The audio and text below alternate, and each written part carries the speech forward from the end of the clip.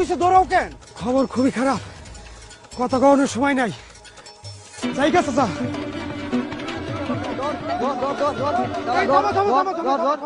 কি করছে হামিদ? কি করছে? কি করছে মানে? হ্যাঁ, দম করে অপমান করছে। অপমান করছে কেমনে? বুঝলাম না তো।